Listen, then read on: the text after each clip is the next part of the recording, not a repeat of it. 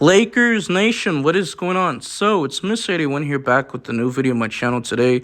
And I do want to start the day off talk about the upcoming 2025 NBA draft, which is next month in June 26th. I'm pretty sure I'm correct, but let me know in the comment section if I'm wrong. But also, we got 4 prospects being mocked to the Lakers at pick 55.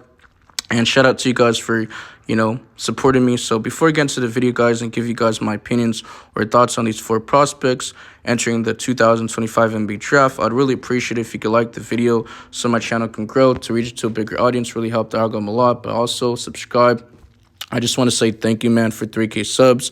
My next goal is to reach 4K, and then after 5K, so on and so on. You get what I'm trying to say? But lastly, turn on the notification bell so you guys get notified for future Lakers content daily. Been on the grind, very busy offseason. You got the NBA draft. The lottery just ended literally, this week? Might have been last week. But also, I do digress. You also got free agency, you got trades, all that good stuff. But I'm not going to waste too much time. Follow my socials. The links will be down in the description and on my bio. So Bleacher Report just posting this on their article and last word on sports.com. And the first prospect that I do want to talk about is Vladislav Goldin. He's 7'1". He is a center. At least he has some weight. He does weigh about 250 pounds.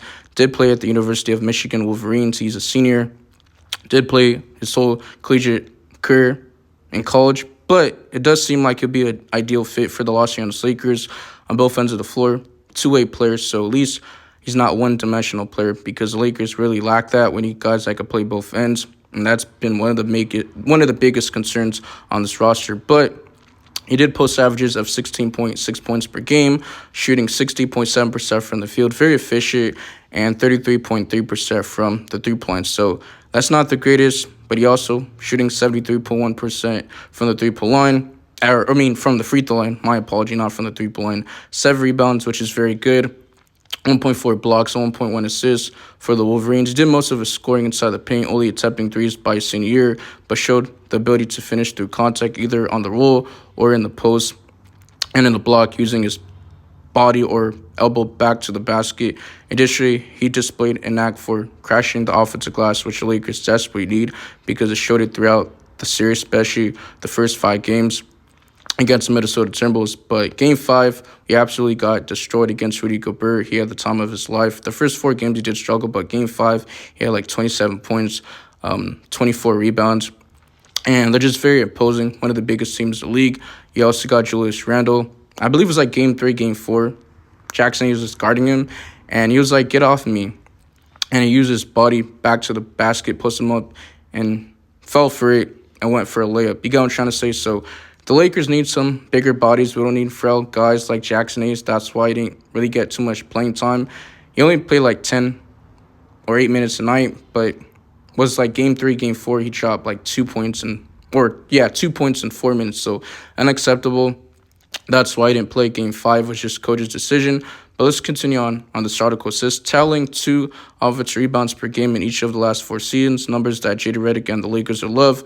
Goldin also is a strong defender, post defender, tallying 51 blocks this season and 194 over his 5th-year career.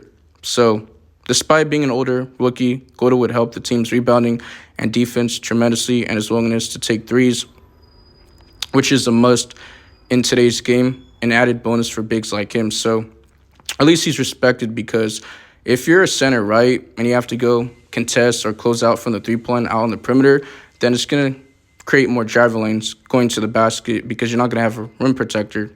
You're not going to have your center to be able to recover and put so much ground and be able to help. You go and trying to say. So that's why I want to stretch big, but also somebody that could do the dirty work, do everything. Catch lobs. That's just my personal opinion. Now, the next prospect that I do want to talk about is the athletic Izan Almansa, which is actually the athletic, but 6'10", power forward, Australia. He's another name to watch, mocked to the Lakers by the athletic Sam Vicinci. He's only 19 years of age, so he's a project player. I do like his traits and also the development. It's not like you're getting a lottery pick outside of the top 5, top 10. You're not even getting an early first-round pick. The Lakers don't have a first-round pick, but it's not like you're getting an early, second-round pick. This is a late second-round pick, so most of these guys are going to be in and out of the league 1 or 2 years, or if not, if they're in a league, at least they're doing something, but how many times are you going to find that diamond in the rough? You're hoping to hit on something. Like I said yesterday, it's like finding gold. It's like finding treasure. It's a game. It's a risk. It's a gamble. You get what I'm trying to say? But he's a forward. Currently playing in Australia. Almansa average around 6 points per game, shooting 51% from the field, very efficient, and 3.9 rebounds for the National Basketball League Association, overseas for the team Perth Wildcats, the same team that prepared last year's second overall pick, Alex Sarr from the Washington Wizards. He projects as a strong rebounder, hustler, gritty defender that could just do the dirty work, which the Lakers need. Also inside the paint, because Jackson Hayes is just not really a guy that really does the dirty work, except for catching lobs, posting, or putting back dunks. Not posting, but doesn't really have like a floater, doesn't really have a scoring in his game. He's kind of like unplayable, like Rudy Gobert, just not as good of him defensively, and nowhere near as him, as a rebounder or rim protector. You get what I'm trying to say? Because at least teams not going to respect him because he can't shoot three. But let's continue on. So it says he does score well in the paint and makes plays out of the post. He's also a good finisher in transition, and occasionally he can now catch and shoot threes. O'Connor even noted Almansa could be a potential short roll weapon if paired with the right point guard. Cough, Luka Doncic. Luka obviously wants a lob threat, but also there's more information. Says shows plenty of promise as a potential second-round pick and would benefit under the Lakers' development, their coaching staff, and their scouting department, which I do trust. Man, I can't even speak, but it's still early in the morning. That's why I just wanted to make this video. But it says, however, they should be wary of his limitations as a shooter and defender, with the latter making a small ball center, potential slim to none. Still, the Lakers could always use more front court help, and perhaps Almansa can bring more size and energy here. So at least using that for depth. And another player that I do want to talk about is RJ Lewis. He's a wing. He's 6'7", right, which the Lakers can use. Two-way player. He's versatile. And aside from centers, the Lakers also have made wing depth a priority this offseason, which was notable after Lakers get eliminated in Game 5. Literally the day after Lakers got, bounced out in the first round in gentleman's sweep fashion. J.D. Redick, head coach, and obviously our GM, Rob Blink, literally talked about it. Our priority is the center position, also versatility, perimeter, 3-and-D players, two-way players. You get what I'm trying to say? But considering Dorian Finney-Smith's player option, and Roy Hachimura's status and trade rumors, as such, St. Johnson's forward RJ Lewis could be a solid option, according to Yahoo Sports. Kevin O'Connor, in his second season under Rick Pitino, former NBA player, I'm pretty sure, after transferring from UMass and Merce, the junior averaged 18.2 points per game, shooting 43.9% from the field and 33.6% from the three-point. So not very efficient. I mean, that could be worked on. And he's very streaky three-point shooter. But he did shoot 74.7% from the free throw line, 7.2 rebounds, 2 assists, and 1.4 steals per game.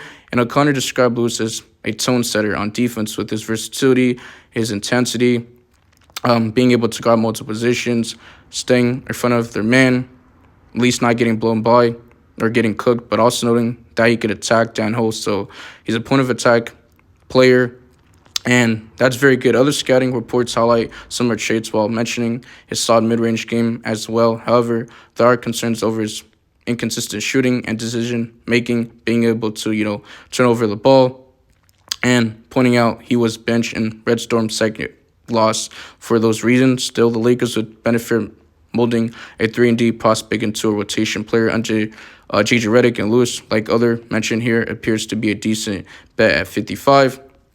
And ESPN Dink Pate, 6'8", shooting guard from Fort Mexico City, highly regarded by ESPN. Jonathan Gavinji, G League guard Dink Pate, turned heads as the youngest U.S.-born player to turn pro last season, playing with the Almansa mentioned Izan Almansa in the G League Ignite final year, continuing his career in Mexico City. The Dallas native started in all 34 games he played, averaging 10.1 points per game, shooting 40.7% from the field. So that is not very efficient. I mean, he needs to work on his efficiency, but also shooting horrendous from the three-point, 25.8%. That is actually terrible. So not a great three-point shooter. That is actually awful.